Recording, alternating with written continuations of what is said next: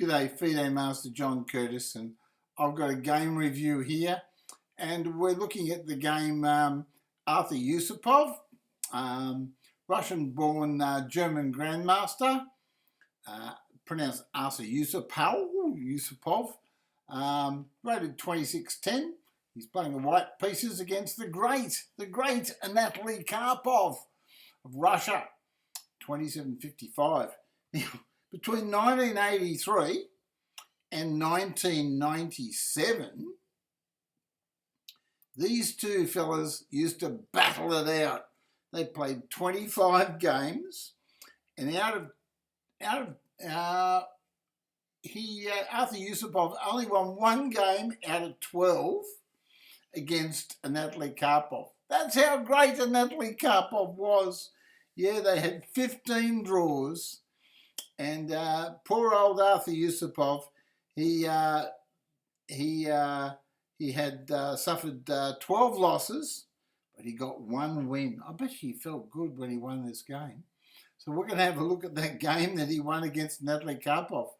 Now we know the great Anatoly Karpov, he won the Linares Tournament, 2.5 points ahead of people like Kasparov and all those other champions and everything. And this particular game was played in 1989 in London, England. It was a candidates match for the World Championship. Artur Yusupov was a candidates, he played the candidates three times. So he was battling to be world champion. So he was a good player.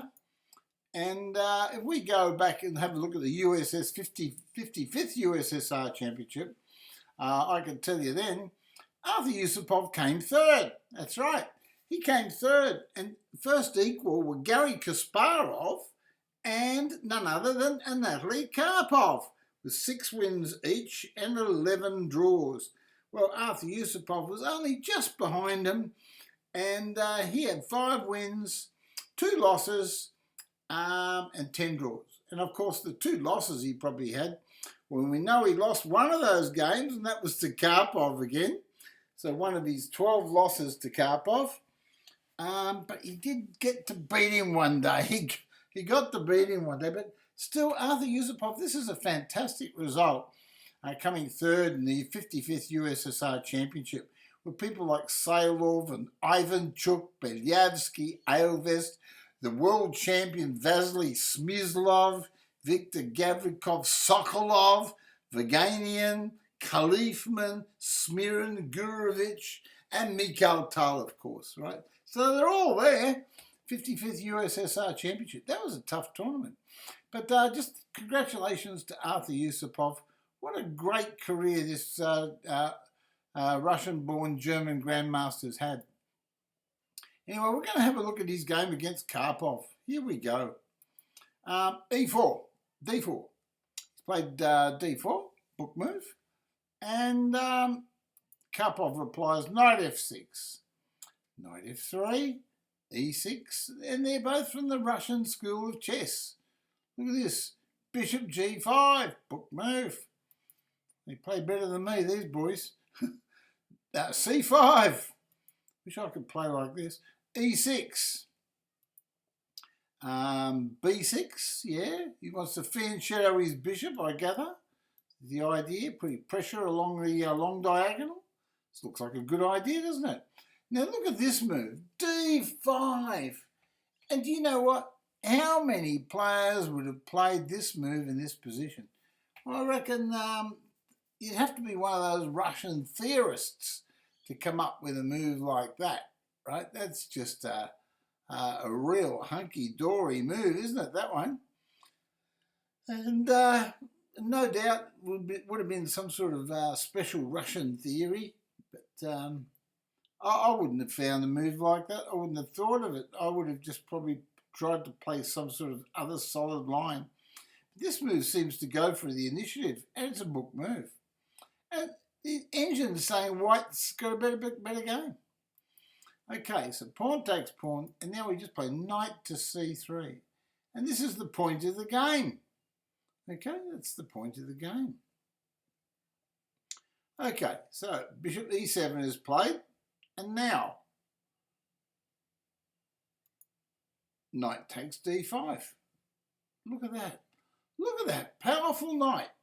You think, oh, hold on, but can't he take the knight? No, it doesn't do much. Taking the knight doesn't help much. He just got a piece working.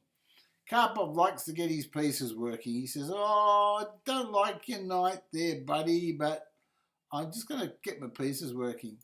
Anyway, so the experienced Yusupov, Artur Yusupov, he just takes that knight on f6. Karpov recaptures, and then he plays this move, c3. Now that's to negate the power of the bishop along the long diagonal.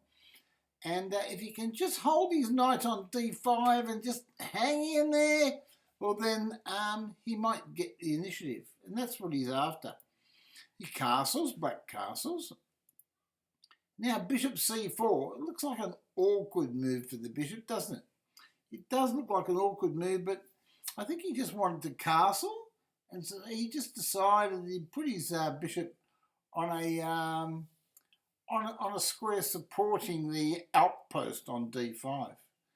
And then he prepares to castle at the same time. So let's see what happens. a6 is played. That's to hit the bishop, right? He wants to play b5, right? He castled, white castled. He wasn't worried about b5. And then the pawn hit the bishop, so the bishop decided to go back. He says, all right, I'll go back. I'm not shy. And then what was played? d6. Well, that's a star move, apparently. And black seems to have a comfortable game, even though there's a dirty big fat knight sitting on d5. Queen to d2. And Yusupov must be thinking now, oh, he's beaten me so many times. How's he going to get out of this one? He always gets out. Because you know what? I had a look at a lot of the games that Karpov had played Yusupov. And you know what? None of them were like, I can't say none of them were brilliant, but because that's not the right term. None of them were like sort of crushing attacks. Let me put it that way.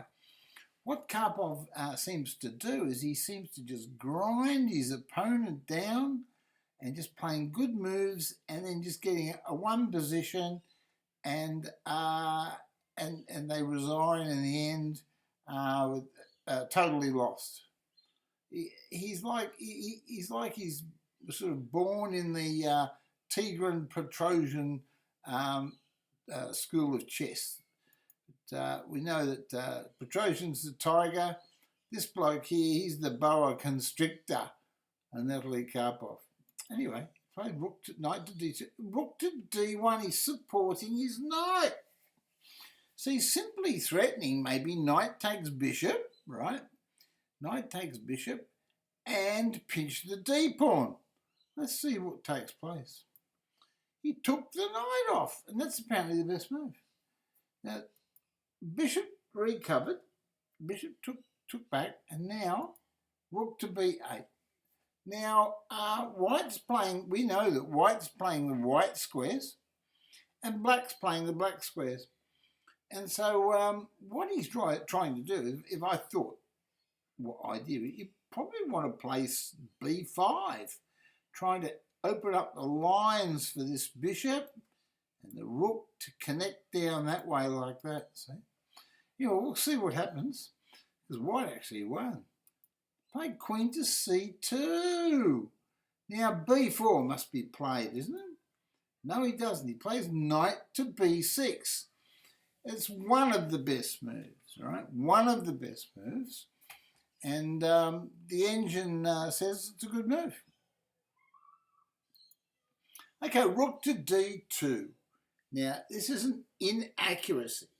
White had an advantage, but now the game is close to equal. Okay? So what should white have played? Well, e4 would have been a lot more active. That would have threatened e5, wouldn't it? e4 would have threatened e5. That would have been an interesting move. Anyway, let's see what took place. g6. There we go. go. We'll just go back here and I looked at D7. Oh no, G3 was the better move. There you go. So not my E4, G3. I just stand corrected there. I just thought I'll switch over to the analysis, see what the engine actually said rather than my interpretation. After all, I'm not a grandmaster. Okay, so G3 was better. He played G6, black, and it's the best move on the board. Well, no surprise, his name is Anatoly Karpov. Rook to D1. Now, this is a really interesting idea that's being played now. Rook to D1. Rooks are doubled up on the D file. So the pawn on D6 looks very, very precarious, doesn't it? Looks like it's a bit strange the way it's placed. The queen to C7 is played. Apparently bishop to E7 was the best move. And now what's the surprise? Where's the surprise? Queen to E4. Hello? No, it was H4 was the move, with the idea of H5 and whipping up some sort of attack. King to G7. Well, queen to E7 was the better move. Trying to chase that queen out of there and change queens. Okay, H4, he finally found it. He found it. These grandmasters, they don't miss the best move twice in a row, do they? Okay, so queen E7 is played. Now he decides I'll change queens. And now queen to F4. There we go. There's a solid looking move. I'd be tempted to play bishop to E5 in this position. I mean, that's just me. But I mean, really, you've got to face this damn D file. You think to yourself, how on earth can White lose with the control he's got over that D file? Okay, bishop. Oh, he played my move. Wow. So he took it off. He recovered with the pawn. Now I thought to myself, that looks like a nice way to play. And I would think that White is got a better game because he controls the D file. Okay, but with a big but, Black seems to be able to, if he can exchange the two rooks and the bishop versus the knight, maybe the knight's even better than the bishop. But we'll see what happens. Queen to G3 by Karpov. Inaccuracy. Queen to H2 was best. Okay. So he's missed the best move. Okay. Now rook to D8. Yeah, that's the plan. Rook to D8. But he put the wrong rook there. I think Karpov, being Karpov, he probably just wanted to leave a rook there holding his F7 square, so that's why he moved the other rook. Anyway, here it comes. H5. So White's trying to cause an imbalance in the position. Okay. Now rook to D7. And now B3. Look at this. He wants to support the bishop on D5. So he wants to support that. Rook there, okay. And now what? E4. He's protected that bishop. Wow. If Black wanted to draw, you'd think that he should be able to just rip off that damn bishop. But he doesn't want to give White a passed pawn. That'd be a bit of a problem. He played G5 and he's trying to put his pawns on the opposite colour to what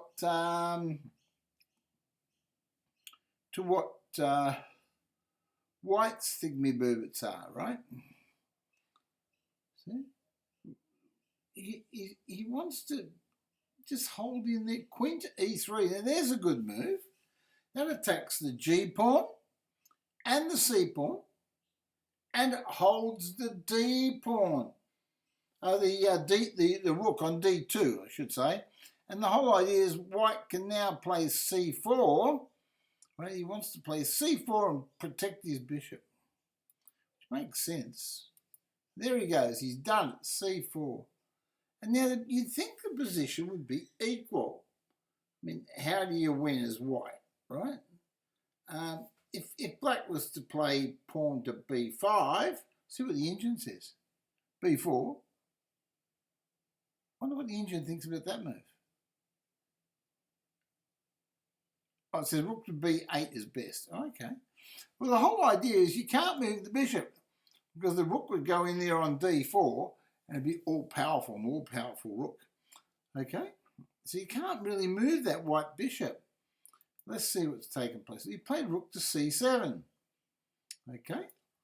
And now queen to e2 is the best move, but white played his queen to e3, did he? Rook to d3. Knight goes back to d7. There's something wrong with that. And this is the blunder, I think, the inaccuracy that Yusupov, Arthur, decided, well, that's it. He's all tied up. Arthur notices that this rank here seems to be a little bit weak. So what does he do? Bishop takes pawn. Question mark. It's a mistake, apparently. It says queen to e2 is the best move, right? But he took the pawn off. And what do you do? What do you do? King takes. He took it the right way. Well, there you go, boys and girls. He took it the right way. Oh, he should play rook d6. Now, in this position here, look at rook d6. Look at that power of that rook. It's threatening this pawn. It's threatening that pawn. So you're going to get massive compensation for your piece, aren't you, right? Okay. No, he played queen to d2. He wanted to triple up. He didn't want that knight to move.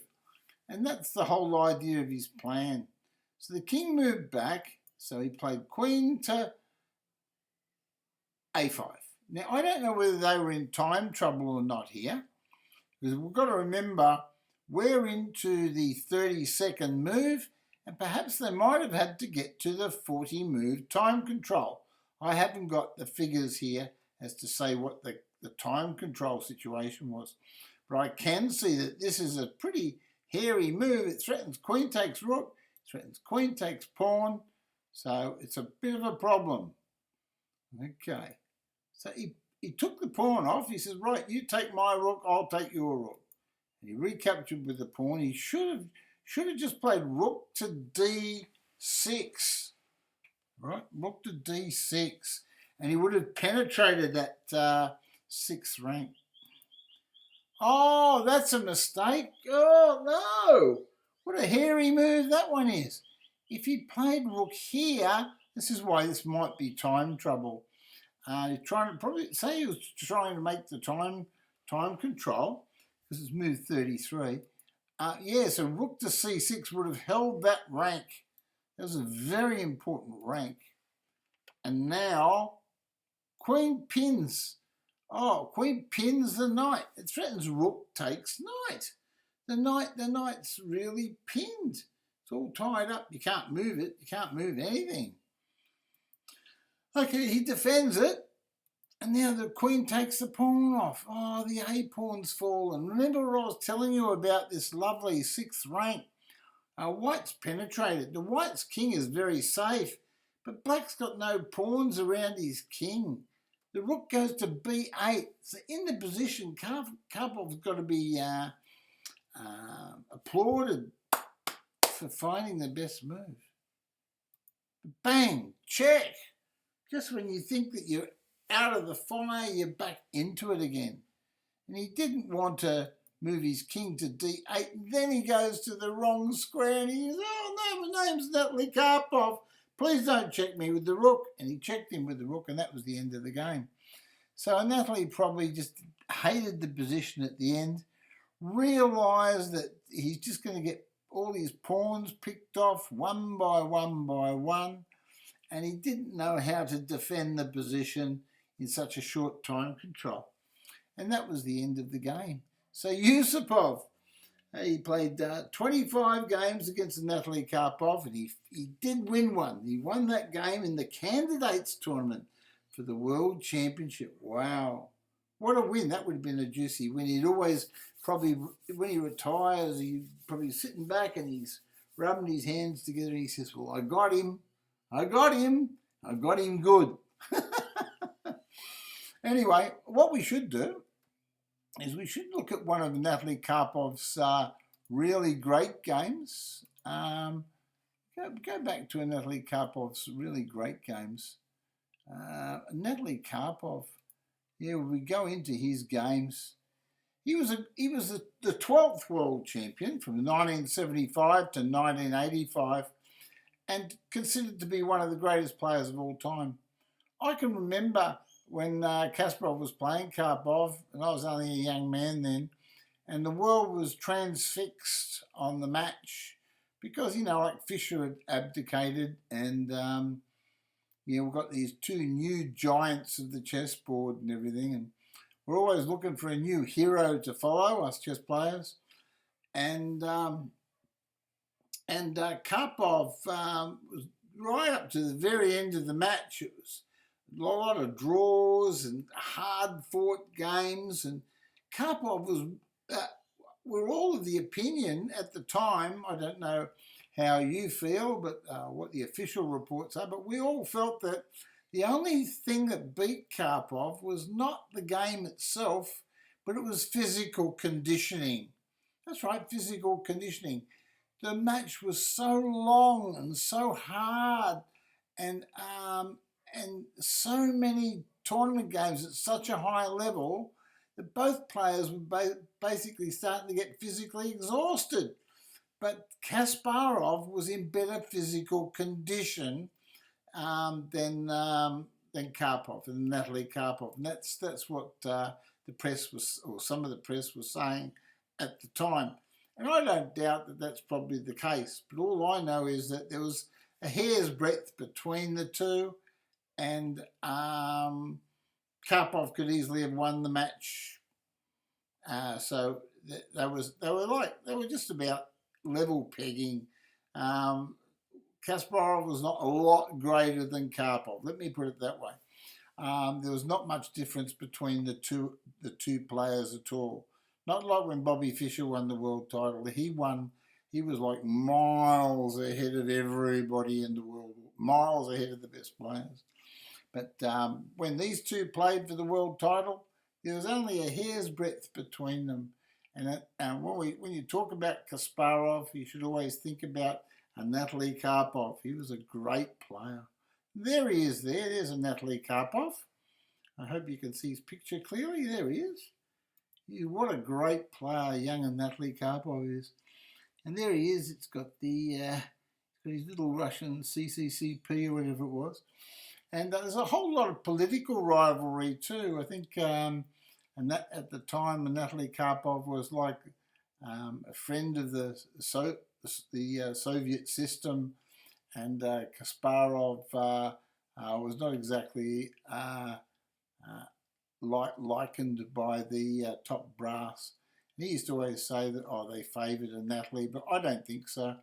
I just think that they were both very good players, and I'm sure they respect each other for all their lifetime achievements. There's the two of them there. There's I'm looking at chess.com's screen, and there's Kasparov pulling a bit of a face, and Anatoly just having a look into the camera. Okay, and that's with Timan, the guy on the right-hand side, beyond Timan, another very, very strong grandmaster. That's from the Dutch archives, apparently. There's Anatoly playing his games. So, Anatoly Karpov, world champion. He learnt to play chess when he was only 12 years of age. So that's when he was accepted into the chess school of the world champion Mikhail Botvinnik. There you go. Karpov's strangling technical play. Well, we always think of Anatoly Karpov. We always think of his boa constrictor style of game. Just database. Here we go. And we're just going to search for Karpov. Just find one of his wins. We just go through one of his games.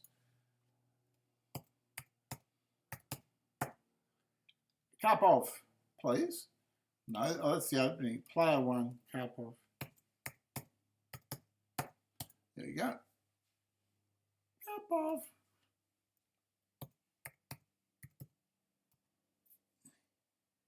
Anatoly, not Alexey. Seems to be a lot of Karpovs, but there's only one Anatoly Karpov. Search. Right, there he is. And he was born in 1951. There you go, I was born in 1952. So Karpov's only 1 year older than me. There you go. He was born in May, I was born in September. He was born in Zlatust in Russia. There you go. Played 4,375 total games. So he doesn't play a real lot of games. This is very interesting. I'd like to see a nice game that he played. We'll look for a short one. There's Anatoly Karpov. He got beaten by Mikhail Kabalia in 25 moves. Wow. But these are more recent games in 2021. I reckon we should do an advanced search and go into his games in his heyday. So let's go back to 1983. Okay, we'll go back to 1983. And in 1983, let's have a look at a game that he might have played. He was rated about 2,710 then. And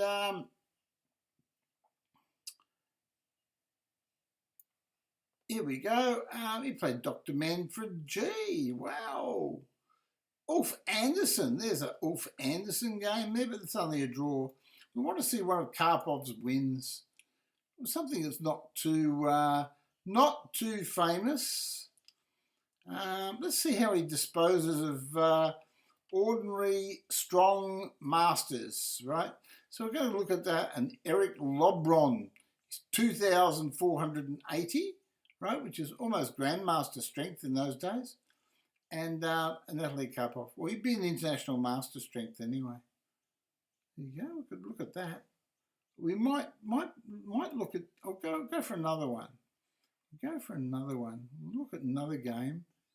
Oh, how about someone from where are we? We'll go for Mark Taimanov. There you go. We'll look at Mark Taimanov's 56. Gee, I always like to find moves that are Bent Larsen and Anatoly Karpov. That's a good game. There we go. So we're going to look at Bent Larsen. We all know who Bent Larsen is, don't we? Bent Larsen was the Icelandic Grandmaster. He was a super Grandmaster, probably in the top 10 in the world or higher, maybe top 5 at one stage. He was in the candidates for the World Championship like Taimanov. And he got smashed up, I think it was 6-0 by Bobby Fischer, something like that. Taimanov got beaten 6-0 by Bobby Fischer too. But let's see what Anatoly Karpov can do to Bent Larsen, okay? We'll have a little look. Okay, on a white one, Bent Larsen beat Karpov. I've got to look at this. How did Bent Larsen beat Karpov? We'll go all the way back. Bent Larsen beat Karpov? Wow. Oh, we're looking at all Karpov's losses. This is terrible. Oh, I want to honour Karpov. But here we are. So he occasionally lost a game. Not often, but he lost the game. Oh, no, he won this one. He won. Knight takes knight. Pawn takes knight. There we go.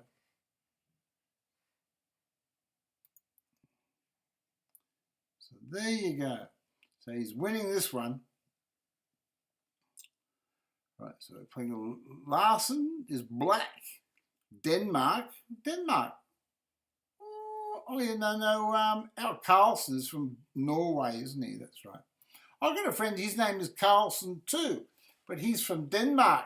His name is Alexander Carlsen.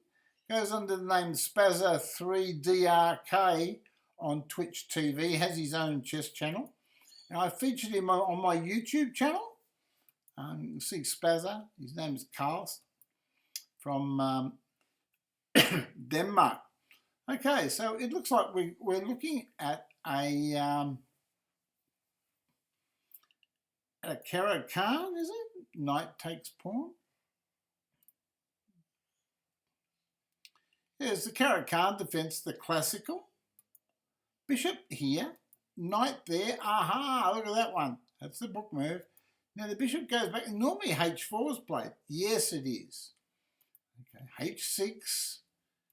Knight there. Now we're threatening knight to e5. You've got to play knight d7. And so he does. And why? Because Bent Larsen is a good player. h5. Bishop goes back. And now bishop d3. So this is the main line. And you'll find lots of players, 2100 and 2000. They all know all this theory right up to this move. And they take the bishop and the queen recaptures.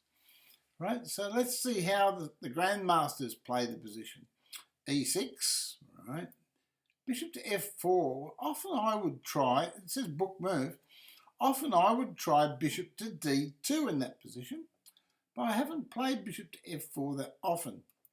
Knight to f6 is played. Oh, queen to a5 check is apparently is the best move.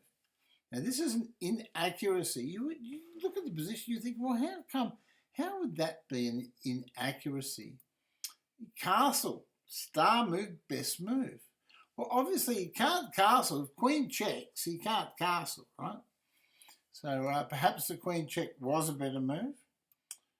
Now, bishop to e7. Well, queen to a5 would have threatened the pawn. But as Ben Feingold says, when you castle queenside, always play king to b1. So had queen to a5 been played, I'm sure king to b1 would have been played by Anatoly Karpov. Okay, king to b1 it is. Now, straight away, Bent Larsen says, if you've castled, I haven't castled, but if you have, I'm going to start pushing all my pawns towards your king and I'm going to try to get some counterplay. So, Anatoly just plays knight to e4 and what he does is he actually frees this g-pawn. And the whole idea, I think, is to try to push the g-pawn and open up the black position. Let's see what takes place. Knight takes knight, queen takes knight, and knight to f6 supposed to be played. Here you go. So he's supposed to play that move. Apparently it's very important. But a4 is okay. Knight to e5. Now a3 was the best move. The engine's saying that maybe you should stop that pawn from moving forwards. So he pushes it forwards, and that's the best move. Okay. And now b3. And the position, according to the bar on the side of the board, is dead level. Okay, it's dead level. Now, knight takes knight. Pawn takes. He says, oh, good. I've got some space. Well, Karpov loves space. Oh, you give him an inch and he'll take a mile. So queen to a5. And now that gets a question mark. It says queen to c7 was the best. Bishop to d2. Oh, no. Bishop to c1 was better. And now probably queen to d5. Will he play queen to d5? No. He played queen c7. Apparently that's the best move. Wonder what's wrong with queen to d5. If you play queen here, we'll have a look. See what the engine says about that move. It says it's a good move, but it's the second best move, right? Oh, well, there you go. And that's why Bent Larsen's a grandmaster and I'm not. I think we've lost him. f4, good move. And there you can see what White's doing. White still wants to maintain pressure and try to get this g4, f5 move in or something. Take advantage of his space. Oh, he plays the move straight away. That's a question mark. That's a question mark. It doesn't look too good. The engine doesn't like it. It's got a question mark on it. It says g4 was best. Okay, pawn takes, queen takes. Now, wonder what the idea that Karpov had for this position. I wonder what his idea is. He's got the space. Ah, look at this move. Queen to c8. Well, I don't like that move. I don't like that move at all. I like the challenging on the D file. Yes, I agree with the challenging on the D file. I'm sure Karpov's got a few ideas here. Right. Queen to c8. That does not look good after rook to d7. So there's a rook d7 move coming. Queen takes queen. You're always happy to take that. Rook takes. Now, you can't get the rook on the 7th rank because the bishop's blocking it. That's fair enough. So what does he do? c4. Well, the reason why he does that move is very obvious. He's trying to put all his pawns on the right colour squares. Now, I say this in my chess lessons all the time. Try to put your pieces on the right colour squares. And when you've got a black squared bishop, your pawns belong on white squares. And both the players have followed that maxim to a point, except there's a few weaknesses on black's part, right? White's got no weaknesses, no pawns, except the pawn on e5. It's the only one he's got to worry about. Admittedly, it's a big one. Look at this move. Look at this move by Bent Larsen. Wow, straight into it. And now king to c2. Bishop c3 was better. King to f8. Well, rook e8 was better. So we've got a few mistakes creeping in by these two players, right? Rook, you know what? The modern player, modern world champion Carlsen, there's no way he would make those mistakes in the endgame. The guy's nearly faultless in his endgames. That could be the difference in the match between Ian Nepomniachtchi and Carlsen that's coming up. Okay, king to e8. Now, that looks like a very logical move. It stops a rook penetrating on the 7th rank, right? Because the king would take it. So, rook to f4. So now he's doing a switch play. This is a very good move. Bishop c3 was better, but that's a very good move because now the pawn on c4 can be recaptured by the rook. Bishop g5, I thought bishop g5 was the move. I thought after bishop g5, it's not easy, but everything seems to be holding, sort of. It's tricky. It's a tricky endgame. Let's see what the engine says about bishop g5. Let's look at this move here. See what the engine says about it. White's still winning even after bishop g5, okay? But apparently it's the best of a bad lot. Right. He played rook a7. Bishop went back. And now rook to b7. He's just trying to hold his pawns. He's worried about the long-term prognosis of weakness of his pawn structure. So rook to g4, that's a simple move. Just threatens rook takes g-pawn. Okay, so the bishop goes back.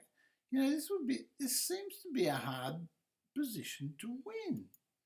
Rook to d4. Now that's a mistake. Apparently rook d3 is best. But it would not be easy to find the best moves in this position. I pity the two poor players playing this game because this is very highly technical and the computers are very good at finding the best moves here. Okay, bishop there. Now that is a power move, isn't it, eh? We can see that bishop e7 is just about forced. And there he plays it. See, that's a strange looking move, isn't it, eh? And one would think that could be wrong. Rook b5 looks like a good move. Again, are we worried about a time control? Could time control factors have come into this game? Because it's move 32 could easily have been a time control issue. Bishop takes bishop.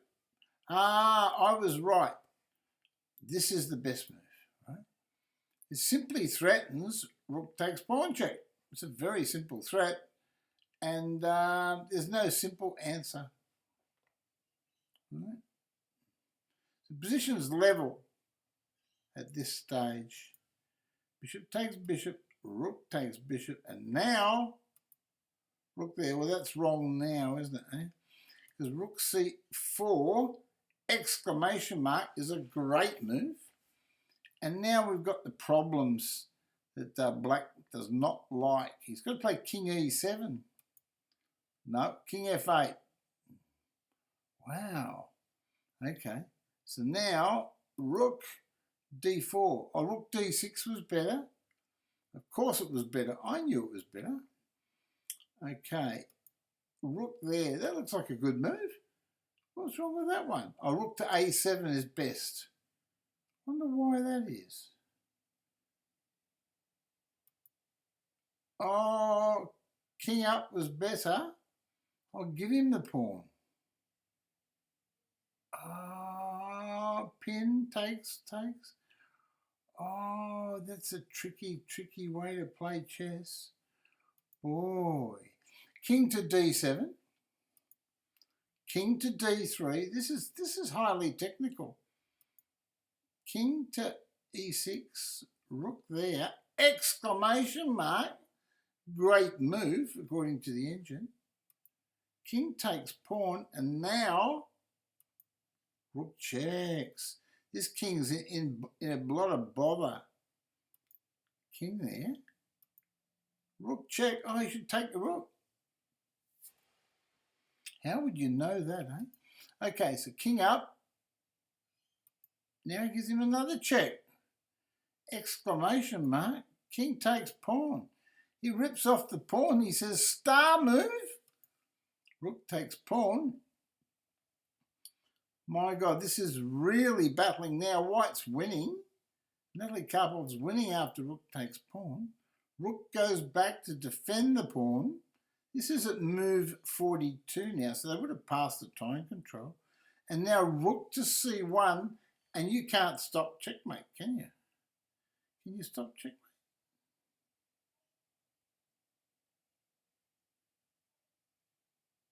Oh no. What about rook checks? Oh no, he lost on time. So in this position, rook to c1 is played, and it seems like someone's lost on time because